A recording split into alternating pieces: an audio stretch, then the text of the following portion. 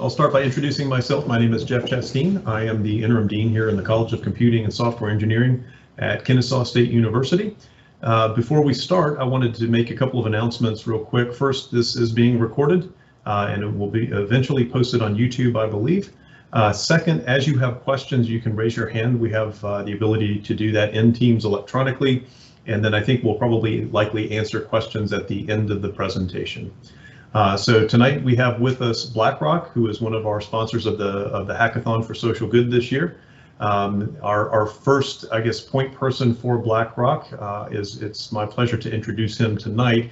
He's an associate on the Global Consultants Relation team here in Atlanta. He joined in 2019 as a senior proposal writer, working to deliver new business models or materials across asset classes, and recently began splitting time transitioning to a newly created role within the same team as the digital sales and marketing strategist.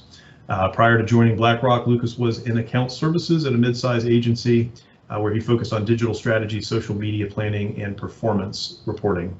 And so the thing I like about Lucas is he is an Atlanta native.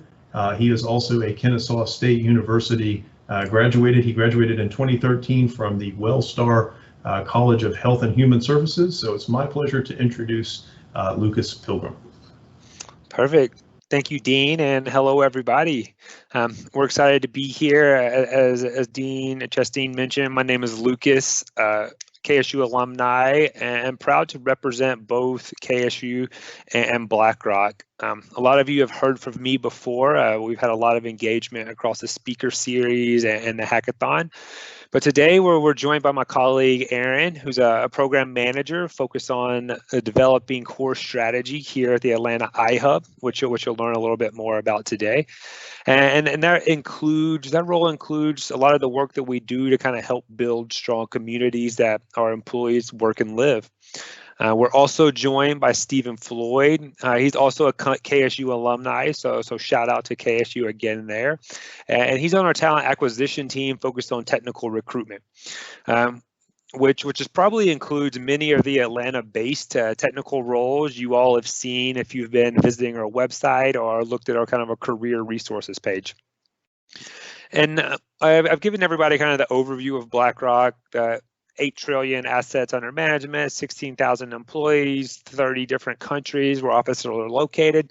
So we'll skip that today. But today, I'll just kind of keep it high level, then we'll jump into with Aaron and Stephen. And kind of high level, like most think of BlackRock as a large global asset manager with offices located around the world, managing money for organizations around the world. And it's important to note that while that is important, the work we do in our local communities and the career track that the firm provides is just as important. And those are two things that we're really going to discuss today. Today, Aaron and Stephen will provide insights into the firm and their roles, what it means to be a BlackRock employee, the types of social good projects the firm works on, the types of roles BlackRock is looking to fill, and really the types of skills that we see as in demand. I think it's important to note that all technical skills and roles are not exclusive to technical teams, but those skills are needed across the firm. We've been excited to participate in the hackathon. I think we've had a lot of great dialogue with the students, and we're excited to kind of hear from everybody that worked on our hackathon on Friday's judging session. So we're excited to see what everybody came up with. This ESG is important to us, so it's interesting to see what people that are not at the firm think about ESG when it comes to providing client solutions.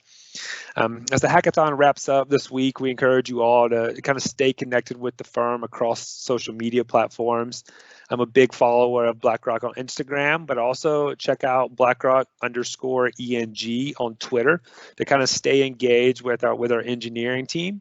Also encourage you to frequently visit our career site. Lots of opportunities coming online as a work from remote environment transitions back to a work to the office environment, hopefully sooner than later.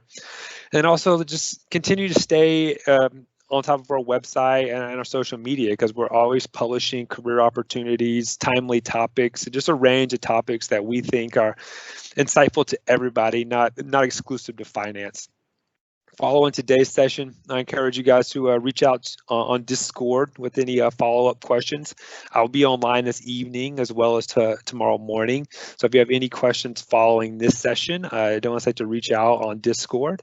And with that, I've confirmed that our PowerPoint is up and running, and I will pass it to Aaron to introduce himself and go ahead and get started to talk about BlackRock's social impact. Great. Lucas, can you hear me okay? Perfect. Well, thank you, Dean Chastain. Thank you, Lucas, and all of you from KSU that are joining today. It's my pleasure to have the opportunity to speak to you all. I'm going to take a few moments just to speak a little bit about myself before we jump into the conversation today on BlackRock's connection to society. But I've actually been at BlackRock now for 9 years, joined directly out of college, and I've been able to hold different roles at BlackRock and also multiple different BlackRock locations. So I actually started my career within our U.S. wealth sales business in Princeton, New Jersey, where our office was located. I had worked in New York, and then I moved to San Francisco to build out our sales team there. And I took on a chief of staff role for our chief client officer while in San Francisco, and then in 2019 moved to Atlanta to lead the build out and strategy for BlackRock's Innovation Hub here in Atlanta. I actually recently have joined a new team at BlackRock called the Corporate Sustainability Team, which is a part of our investor relations business at BlackRock as well. So we spend a large amount of our time engaging with shareholder activists, non-governmental bodies, investors for BlackRock that are primarily focused on not only BlackRock's sustainable operations and our carbon footprint, but that of our investments as well. So part of what I'm going to talk to you about today is not only focused on BlackRock's social impact as an organization and what we do at the global level, but also what we do at the local level, but a little bit of a parallel into how our business ties to how we engage and connect with society and hopefully better society overall. So as Lucas has mentioned probably in previous discussions, BlackRock's purpose is to help more and more people experience financial well-being. Building better financial futures is what BlackRock has done for the last 33 years, helping clients of all different backgrounds, whether those are everyday investors like ourselves on the phone or large institutions or so on. Our clients, the people they serve, are saving for retirement, paying for their children's education, buying homes, starting businesses, and their investments also help strengthen the global economy. They support businesses, both small and large, and finance infrastructure projects that connect and power cities or facilitate innovations that drive progress. And throughout our history, we've had to continue to find ways to contribute to a more equitable and resilient future for all of our stakeholders, and that includes our clients, our employees, our shareholders, and the people in the communities that we live and operate in. As we've all felt in 2020, the immense hardships that were brought on by COVID-19 and the pandemic have only strengthened our conviction and our purpose of helping more and more people experience financial well-being. Part of the ways of how we do it is we help millions of people invest to build savings that serve them throughout their lives through the broad range of our investment solutions. We also primarily focus on making our investments as easy and more accessible and affordable as we can. We advance sustainable investing because our conviction is it delivers better outcomes for investors, and we contribute to a more resilient economy that benefits more people. I'm going to dive a little bit more deeper on that last point in our conversation today, highlighting how we're helping people build stability today and for a more resilient future through our social impact platform. Lucas, feel free to flip to the next slide. So I'll let you guys digest what's on here, but BlackRock's social impact is essentially BlackRock's philanthropic arm that allows us to leverage our foundation in order to donate and contribute to issues that we face in society, or that are faced in society, and primarily we try and connect them to our purpose. So we focus on a variety of different causes, but a large theme that you'll notice in some of our activities are driven by bringing financial well-being to local communities. Now that can be translated in multiple ways. It's not just about saving or investing, but it's advancing economic mobility, financial resiliency, supporting job readiness or reskilling to provide credentials and create equitable pathways for all individuals from various types of backgrounds. Our social impact team primarily tries to identify various organizations across the globe in order for us as a corporate to go and make those levels of impact. But we also ensure that our employees in our local communities have the opportunity to influence and drive our strategy of how we do that in our local markets. We don't think that it makes more sense for Lucas, myself, and Steven to think about what are the ways that we can get involved or make change here in Atlanta and Georgia in the Southeast versus someone in New York or someone in London. So that's kind of what we mean here by separating what we do globally at the corporate level to what we do at the local level and at the employee level. Lucas, you can flip the slide, go for it. So beyond financial contribution, which is what you'll see probably most notably in a lot of our LinkedIn posts or maybe our Twitter posts, we also support organizations of all backgrounds through employee engagement and introductions to our own constituents, our own clients, and ensuring that we can leverage the expertise of those of our clients as well as of our employees to help make a change. So whether that's participating in hackathons as judges or as coaches, or whether that is, when we had the opportunity to be in person, something Lucas and I participated in was sleeping out for raising awareness for homeless youth here in Atlanta through the Covenant House, or whether it's partnering with local clients like UPS on our emergency savings initiative. We look at variety different of ways of how we can approach addressing issues that are faced by our local communities and those nationally and those globally. Feel free to switch to the next slide. One recent example that I wanted to take a moment to highlight is our partnership with an organization called Generation. Generation's a nonprofit that trains and connects people towards upskilling and towards upwardly addressing the mobility of their careers. We are not only supporting them from a monetary perspective, but because we have a local presence in markets where we can connect with Generation, we'll also be leveraging our local employee communities to engage with them as well. So this is just one example. I wouldn't say this articulates how we approach all of our engagements, but hopefully gives you a little bit of a flavor of what some of our global partnerships look like and how they can take an effect in local markets. I'm going to pause there, and Lucas, you can flip to the next slide.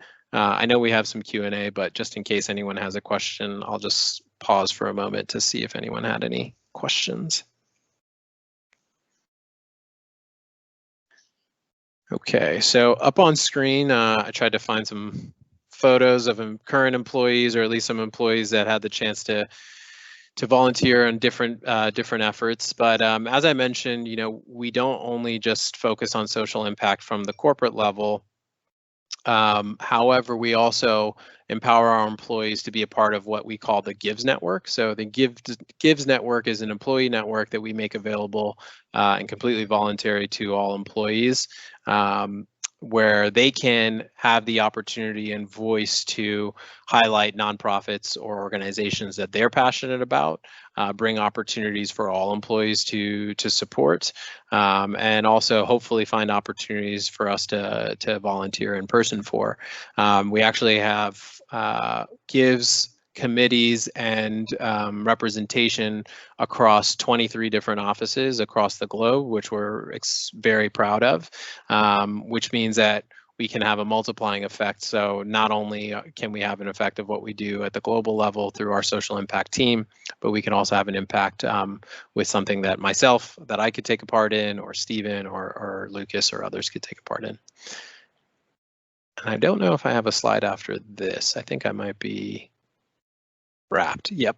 So hopefully this just gives you like a very 30,000 level foot view of how BlackRock takes action through social impact in our local communities, and also gives you what I highlighted at the front end, a little bit of a sense of, barring direct volunteering or dollars contributed, how we connect ourselves and to society through our business and through investing. But with that, I will pause and I will hand it off to Stephen, or back to Lucas, one of the two. I think Stephen, we're over to Stephen. If you want to kind of give a brief intro of yourself, and then we can jump into your slides as well. Awesome. Thanks so much, Aaron. Yeah, Stephen here at BlackRock, work on the technology recruiting team, actually a KSU alum, graduated Coles there with a degree in finance. Shortly after graduating, went to E-Trade Financial, started doing technical support at E-Trade Financial as a financial services representative, and the technical support kind of led me down the path of technical recruiting.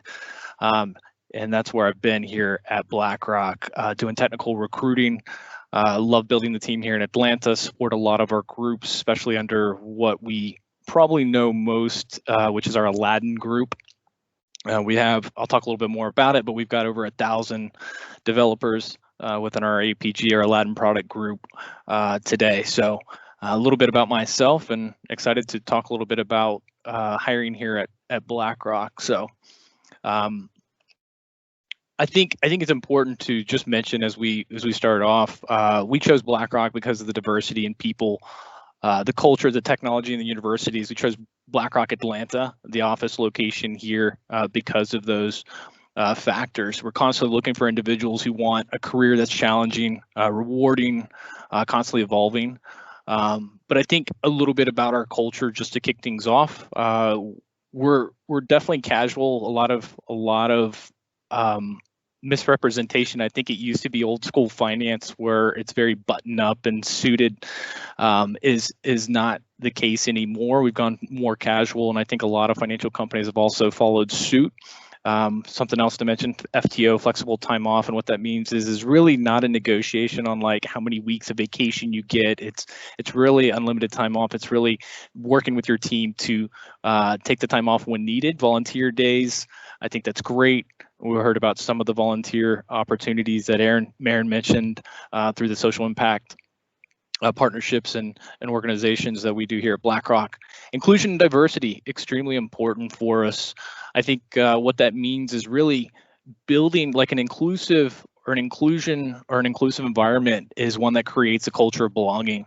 And that sense of belonging, the sense of acceptance fosters innovation and allows ideas to freely flow. There's a reason why we call our office here in Atlanta the iHub. It's the innovation center. It's about building new processes and procedures, about bringing new ideas to the table. And we're constantly looking to build that inclusive environment through the diversity of its people and its culture. And so last but not least, very important, employee networks. There's many to get involved with. I think like just mentioning like women in technology, the green team, just a couple, just to mention like there's a lot of networking that goes on within BlackRock. And so Lucas, feel free to go to the next slide.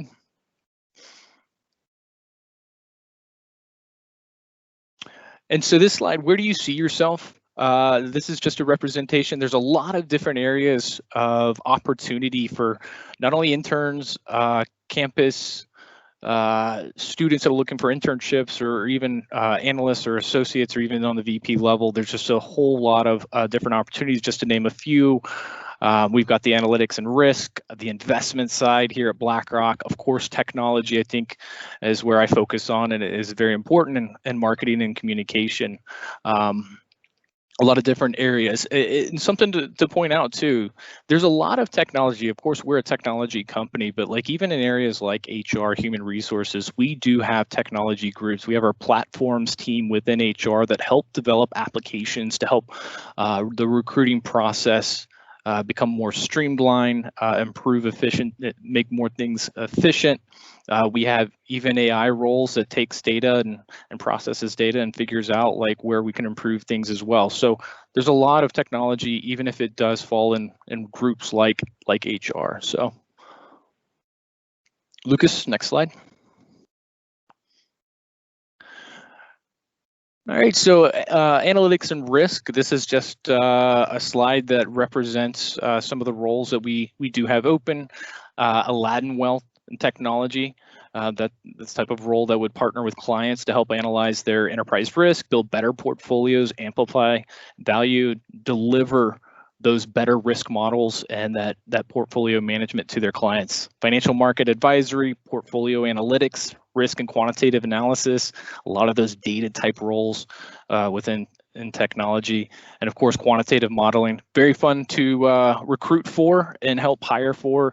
The type of candidates we look for are those that combine the financial aspect of technology. So understanding how portfolio structures, working with a portfolio manager to say, hey, we need to improve and build this application to measure interest rates in the market, or maybe understand non-farm payrolls or risk here, or something that would help improve efficiencies and being able to develop those applications to improve our quantitative models. I think that's a role we focused heavily on. So moving on to investments. We've got a bunch of different aspects in investments here. Alternative client portfolio solutions, for example, brings together our research, investment experience, and technology to meet clients' needs. Once again, it could fall into development within the Aladdin group, or it could be in the quantitative area, equities, fixed income, quantitative investment again, as we just talked about, trading and liquidity strategies, enhancing trading standards across our asset classes, and then multi-asset strategies is another one, but a lot of opportunities once again. And then moving on to technology,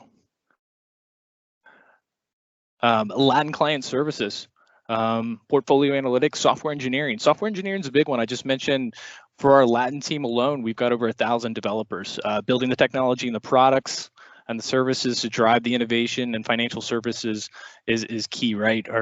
As Aaron said, our goal is to help more and more people experience that financial well-being, and we do that by building state-of-the-art applications and being a leader in the financial world. So we've got technical support, Aladdin Wealth Technology, internal audit, technology operations, a whole lot of different roles. We'll talk a few about a couple specific roles a little bit later on, but just to show and just to show a few areas there. And then marketing communication. We've got a marketing team here in Atlanta. Marketing's huge. We talked a little bit about, Aaron talked a little bit about like some of the social impact and some of the things that you might see employees at BlackRock post. Our marketing team's done a huge series on the bid, the podcast here at BlackRock, curated content mini series on being able to provide the content there is key. And so a lot of the things you'll see us post comes from our marketing team here in Atlanta. So that's another area that we are hiring for from both an internship level and an actual analyst and associate level. Awesome. So who are we looking for? At BlackRock, you can have a career you want, challenging, rewarding, and involving, as we had mentioned. Whatever your interest is, there's a place for you here. We just went over a few of the many areas that we are hiring for. I think it's important to note that our future colleagues, really, the way we hire is we look at a holistic approach. We look at people who have demonstrated leadership, citizenship, all-arounders. And what we mean by that is really not just an academic, somebody from a high grade point average, or somebody who's just really good at academia, as well as just somebody who is involved in the community, who's done projects outside of school, who may be working on different things other than just the core curriculum at the university. Somebody who would value being stretched and developed through technical and soft skills, always be learning. Are intellectually curious, someone who's intellectually curious and challenging the status quo. pushing boundaries, and are willing to be agile across products and businesses. You get involved with a lot of different groups. Here at BlackRock, we have a saying, it's with the acronym SONTM, student of the market. So always be a student of the market, always be learning and growing your skill set. So next slide is a representation of some of the technology that we have here, that Aladdin is, and what Aladdin is made up of. I'm sure with our speaker series here, you've got a chance to learn a little bit about Aladdin, but it's the billion-dollar business for us here at BlackRock. The amount of money that's managed on Aladdin, I believe, is a quarter of the world's money. So it's quite large. It's both internal and external, and so it's made up of a lot of different technologies. A lot of the back end is Java. A lot of the developers we hire for is Python and Java, and some of the full stack and other software engineering roles involve some of the other technologies mentioned here on the slide as well. So, all right, so this is just a slide here. I wanted to talk a little bit about a software engineer, what it looks like from a trading perspective here at BlackRock. Software engineers innovate and solve complex problems. We recognize that the strength comes from a diversity, and will embrace your unique skill, curiosity, and passion while giving you the opportunity to grow technically and individually. I think that's important as a software engineer. You're constantly growing, utilizing your skills. The role in our software engineering department, the way it works is a lot of our software engineers work with global teams to design and develop and integrate trading functionality in our trading platform, Aladdin. They collaborate with traders, product managers, improve our trading ecosystem, and coming up with creative ideas and discussions, feature requests, issues, and resolutions. Dean said this early on. I think it's important. That's where the communication comes in, not just the technical skills. And so having that ability to collaborate, communicate, and still be technically involved is important. Be involved in the entire life cycle of a project, from design, development to deployment, and work with stakeholders within the organization, whether it be traders or engineers or asset managers, to continue to improve the functionality of whatever application or whatever product you might be working on. It's definitely, the technology, of course, is the core component of BlackRock's business, and it is and will continue to be what we continue to hire for. Moving on to the next position, I wanted to show a couple other positions here that we're currently hiring for. This one is an associate quant engineer. And what a quant engineer does, we talked a little bit about this. They work with our portfolio managers they partner closely with them to do research, to build applications, implement industry-leading signals, models to drive daily investment processes. We're involved in the full cycle of building and designing architecture and development of those products and fine-tuning them. One thing that you might have heard, or you all might have heard here in the industry here recently, is a lot with climate and ESG and green initiative investing in companies. And so, like, some of our quant engineers are specifically involved with taking data like the carbon emissions effect companies have, and then producing applications and taking that data and processing it so that portfolio managers can then make decisions on that. So just kind of taking different aspects of different applications of whatever may be requested and helping build it. Some of the technology that we look for is going to be Python. It's going to be a development skill. It might be another object-oriented language, but it's good to know. There's obviously Site-based SQL Server on here as well. And the type of degrees we might look for, obviously computer science, but math as well might be a good one for our quant engineers. Lucas, next slide, please. Java software, enterprise Java software engineers, experience developing complex enterprise software systems. Strong foundations in Java is important. This is just another representation of what we look for within our Java engineers that might work on Aladdin. Important to note in the bottom right-hand corner, there is Azure DevOps. We recently chose Azure. Might have seen AWS, Amazon's cloud service provider, on commercials, but Azure has been our cloud providing technology. Microsoft's Azure has been our chosen resource, and so we've been migrating some applications, and we'll continue to progress and work on the latest technology. And that's where some of our developers and some of our DevOps engineers, our development operations side of things, will employees will get the chance to work with. So, interested in applying? I included a little bit here on just how to get involved and some of the dates here as well. So full-time analyst program, students graduating between January 20th, January of this year and July 2022 can apply for a full-time analyst program. How do you get there? I think Lucas has shared this before. careers.blackrock.com/students is the link to get there. We've got a couple different programs for different types of graduating students.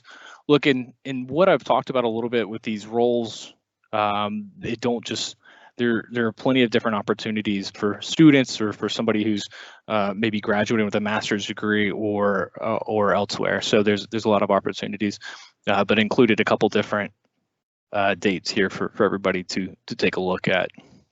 How does that process work?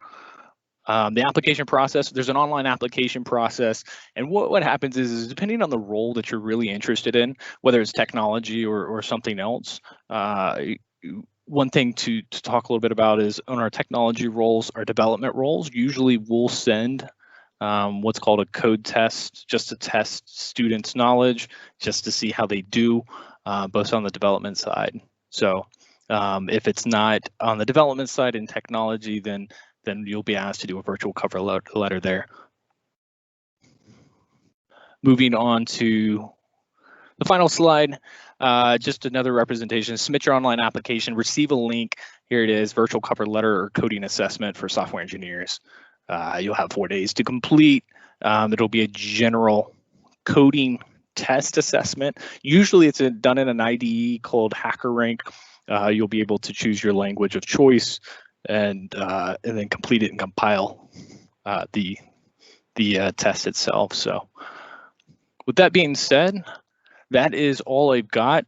I appreciate the opportunity to speak to you all today. I think I'm going to turn it over to Adriana, and we'll go into Q&A. We'll chat about whatever questions you may have. Thanks so much. Thank you, Lucas, Aaron, and Stephen, for all of the information you have provided for our students. Before I get started into some of these questions, I do want to encourage students, if you have any questions, please feel free to electronically raise your hand or go ahead and post them in the chat, and we'll be sure to get to those and hopefully get you guys some answers.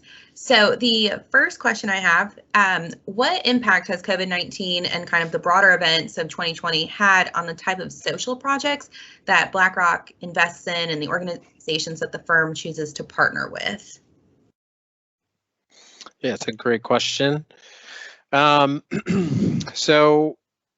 the most unfortunate part that the pandemic had an effect on as it relates to social impact was in-person volunteering. We had done a very good job of planning out all of the engagement that we had hoped to do in 2020. And just like many of the organizations that we work with, we had to figure out how we would approach in-person volunteering events that we had planned for, or potentially think about how we can make them virtual or things like that. I'd say that was the biggest hurdle that we faced, and we've yet to cross it at this point. Both nonprofits as well as BlackRock have been mindful to protect not only the people that they serve, but their employees, and making sure that no one gets exposed to any sickness of any sorts. That being said, it has not hindered any financial contributions, or as you had seen in the presentation I had shared, any new developments of partnerships. If anything, it's actually advanced that. So we've been able to increase the amount of organizations that we partner with and support. And in specific to the COVID-19 pandemic, we actually committed $50 million in relief efforts to a variety of different causes globally. Some in the US were Feeding America or various food banks, Atlanta being one of them, where we contributed $2 million in total to US-based food banks. And I think we had 7 cities or 5 or 7 cities. Atlanta was one of them. And then some global organizations that we've also supported were Frontline Response in India, or Giving in Asia, as well as direct donations to hospitals and other healthcare centers. One that I'm actually super proud of that I got to help spearhead here in Atlanta was, I don't know if any of you have heard of Refuge Coffee, but it's a coffee truck here in Atlanta, and they donate some of the proceeds towards helping refugees. And we partnered with them, as well as a minority-owned pastry business called Christie's Cobblers. Check it out if you haven't. They're fantastic. They're like little mini cobblers. But we partnered with them, and we helped do a Coffees and Cobblers donation for the Emory Hospital, as well as why am I forgetting the other hospital? Grady Hospital. So we were able to donate, I think, over 1,200 cups of coffee and 1,200 mini cobblers. So, despite the challenges of not being able to volunteer in person, it's not hindered us from being able to provide any monetary contribution, and it's not hindered any employees from getting creative in ways that we can give back to our local community, and that one was something I was pretty happy about. All right. Thank you. There is a question in the chat from Lauren. Lauren is asking, what prior experience do you look for your summer analyst internship? Yeah, that's a good question. So it just depends on what you're looking for. So we're not looking for any prior experience per se. I think it's just a matter of getting involved in applying and interviewing, and that's where your skill set and everything will be evaluated. That wheel I showed early on in the presentation just shows how many different roles within the internship program there really are. So a lot of opportunities. All right, thank you. And then if our students are chosen for any internships or analyst programs, can you give examples of types of projects that they might be working on? Sure. So I really think it depends on the roles that you're going for. So it really depends. I mean, there's a lot of different opportunities, but you might be working with, you might be an analyst on the trader desk. If you're in technology, you might be working as an analyst or an intern on the development team, working different applications and given different projects, going to stand-up meetings, working in an agile and type environment to do different projects that are assigned to you. So I think it depends. In marketing, you might be a part of the social team and managing some of the social side of our data feed and curating content and working with senior product managers to do such. I can jump in that as well. I was kind of speaking about the analysts that sit on my team. There's been a big push for data visualization. So they're working on kind of consolidating pipeline data, sales data, book of business data, and then trying to take that was traditionally in an Excel spreadsheet. Then how do you put that into a tool like Business Insights or Tableau of some sort to provide an interactive dashboard or some type of data visualization that is an actionable insight? It doesn't require hours and hours of data review. So data visualization has been a big project that our analysts on our team have been working on recently in 2020 and 2021. Thank you, guys. I guess another question, and I know that you all have touched on this a little bit already with having the wheel in so many different areas that people can join your company, but a lot of our students they have technical backgrounds. So what would you recommend, or how would you tell students to kind of frame their mindset about thinking about joining teams that are traditionally less technical? Yeah, I think one thing you want to look at is some of the emerging technologies. So if you're coming from a technical background and you're joining a team, I would say, hey, continue to be a student of the technologies that you're looking for and looking to progress in your career. If you want to be a developer, really work on the development skill set. If you want to go towards a product management role, continue to take a look at different avenues, partner with senior people on the team, and see how their path progressed within the team or organization that you might be joining. I think those are two aspects of it, and I know most are coming from a technical background, so I would say keep up with technology trends as well.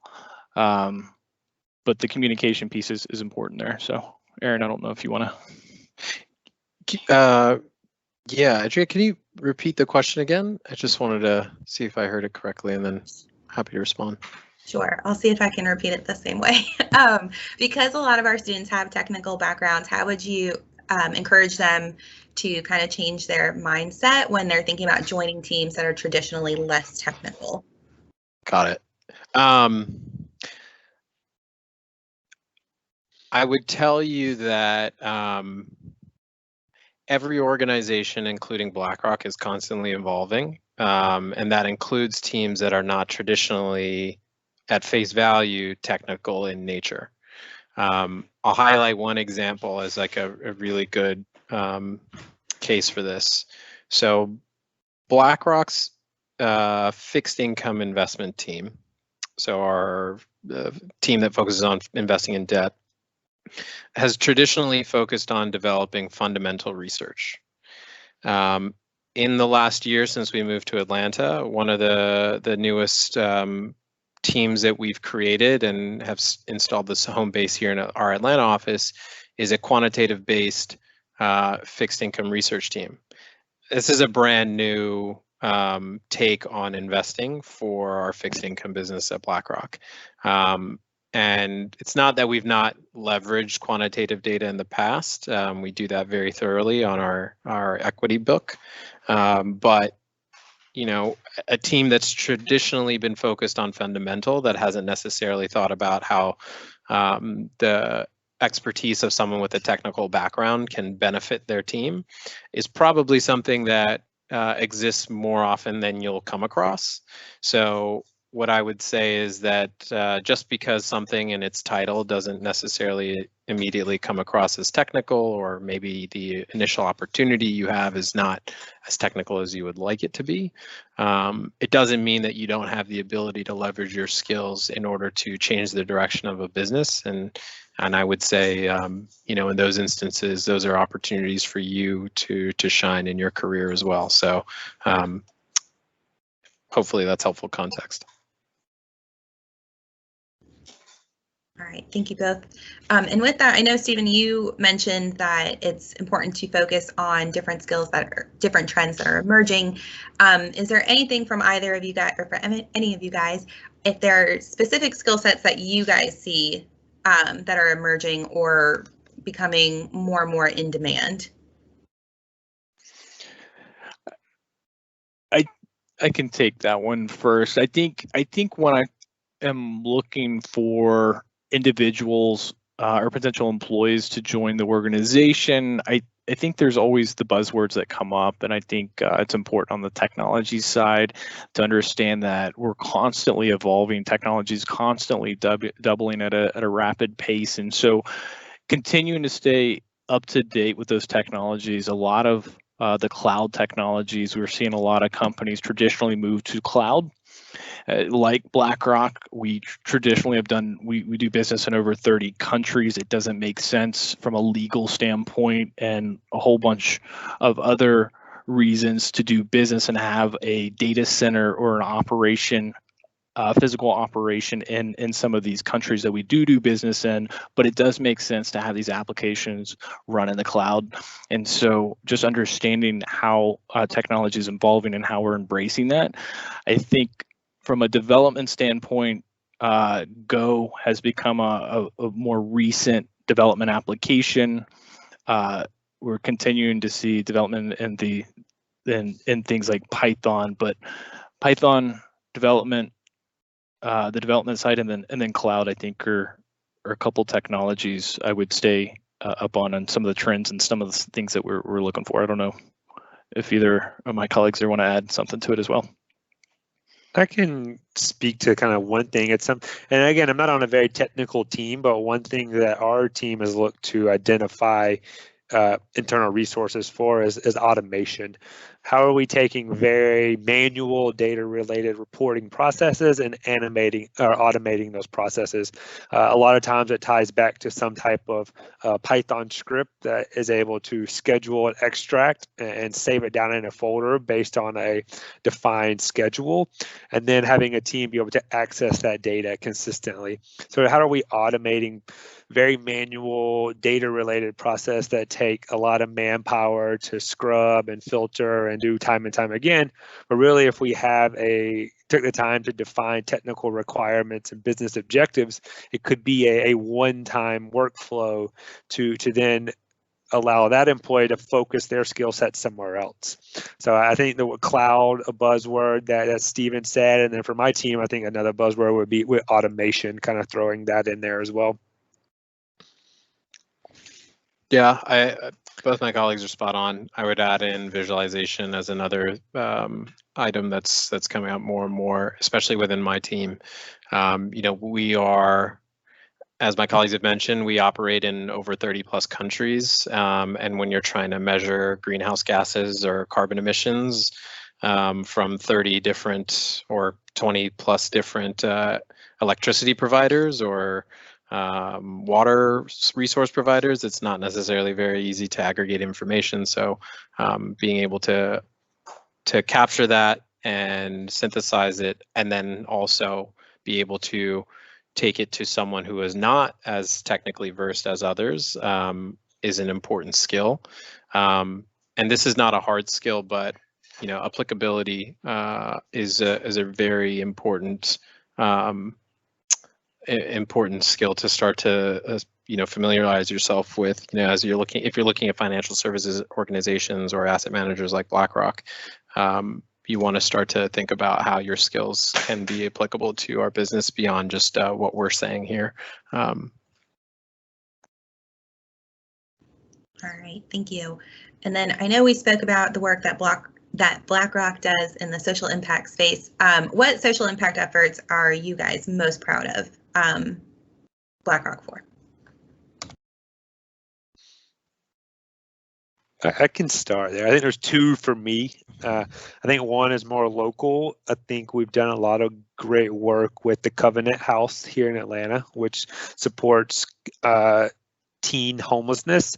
Just getting involved, I think number one is creating awareness for yourself that those types of challenges exist, and just familiarizing yourself with challenges that other people are facing, and then being willing to kind of get your hands engaged and participate there. So I think kind of locally, the Covenant House is an organization I've been very proud of. And then kind of at a larger scale, and I won't get into all the details, but BlackRock had a great effort on in South America, in Brazil specifically. It was very hard for just everyday people like myself and the people on this call today to invest in any capacity. So what BlackRock did was work with the Brazilian government to create an investment vehicle that average everyday people could gain access to with a low entry point of investment. Previously, you needed a large amount of assets to invest in Brazil, and through the new vehicle that BlackRock spearheaded, it's as little as a couple of $100s to get started. So I think those are two just efforts on a local scale and a global scale that I'm always excited to talk about, and when I see it in the press, always excited to click like on social media.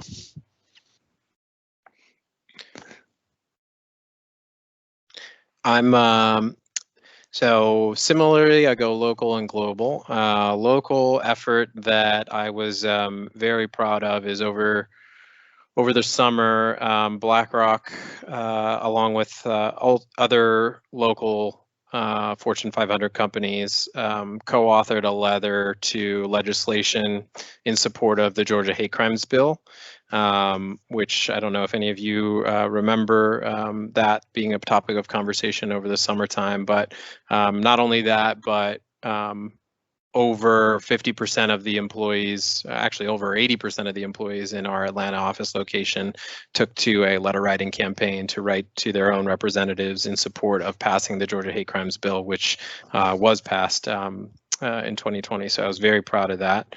The second is actually in Mexico, we created, in partnership with an organization called Citibanamex, created a sustainable investing fund that also not only allows people, everyday individuals, to invest more sustainably, but also a portion of the investment fees that are generated on the investment itself are donated to local efforts to advancing the local community. So I think those are two. One kind of like a grassroots, very momentous moment where we took it upon ourselves to make change, and then the second, obviously leaning into a more sustainable planet. Yeah, I think those are excellent initiatives and efforts there. I think some of the things that I'm most proud of is like something that's already been mentioned, but we raised the money for the Atlanta Community Food Bank to provide 600,000 meals to needy families and individuals. We also recently partnered up in New York with City Harvest to do 25 truckloads of stable foods for those in need and food assistance there in New York City. So I think just seeing the impact that we can have in a community and working for a corporation, a company here like BlackRock is definitely impactful, and seeing and working with colleagues who support Covenant House and many other organizations is great. All right, thank you. And we do actually have a question coming through on the chat asking about efforts that have been made on climate change and reducing carbon footprint. If you guys are able to talk a little bit about that.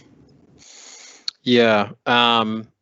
So first and foremost, BlackRock is a fiduciary. Its primary business is to look after the assets of our clients, and I'll emphasize that point. They are our clients' assets, and we have to manage them accordingly.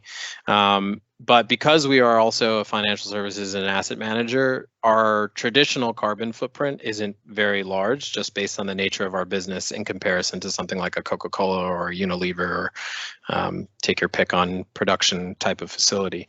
But from an operational view, as I mentioned, while we're not carbon intensive, we acknowledge the importance of minimizing our carbon footprint and have taken necessary steps to reduce it. So today, BlackRock's operations are 100% carbon neutral. That includes a couple technical terms that, if you guys know much about how carbon emissions are reported, Scope 1, Scope 2, and Scope 3, and think about it as Scope 1, the direct emissions you would create from an office location, so like heating or gas. Scope 2, kind of the next ripple of that. So and then Scope 3, the emissions that you would generate from things like employee business travel. So we have been able to become carbon neutral through a variety of different strategies, particularly where possible incorporating energy efficiency throughout our office locations and in properties that we invest in order to get to a more 100% renewable energy. And then additionally, we leverage carbon credits where possible as well to offset our carbon footprint. So those are some of the actions that we take as it relates to our operations. However, as it relates to our investing, what we do is we take pride in making sure we provide choice. So as I mentioned, we're an asset manager, so we can't dictate where our clients' assets are invested. Our clients do that, and we just do it responsibly. But what we do is we make sure that all investors, small and large, have the opportunity to make the decision on investing responsibly. So we have over 136 exchange traded funds available globally that are ESG or socially responsible. And we have over 5,600 active and advisory, so those are client specifically created portfolios that we manage that are focused on sustainability. And in those 5,600 investments, we've actually integrated 100% of them to be environmentally focused. So there's specific guidelines that we put in place, like minimizing fossil fuel investment and so on. But those are just a couple of different ways that we've done so. And if you're interested and are looking for a bit of a longer read, there is a report called the TCFD report that BlackRock generates. It stands for Task Force for Climate and Disclosure. And so it's a pretty lengthy document, but if you're interested in anything carbon related as it relates to BlackRock's footprint, you can find more information there. Okay, awesome. Well, thank you guys so much for your time. It looks like we are out of time on questions for tonight, so I will pass it on over to Dean Chasteen. Yeah, thanks, Adriana. I love hearing everything that you're doing, and I'm kind of surprised that we didn't see some questions about your technical job interview. I know that's always in the back of students' minds, so maybe they can have some follow-up with questions with you a little bit later on. You know, from our college to you, thank you so much for the support that you've provided in this hackathon. I love hearing the things that you've done, and it really ties in with the theme of this year's hackathon. So with that, I hope everybody has a pleasant night, and look forward to seeing what you're doing on your projects. So take care.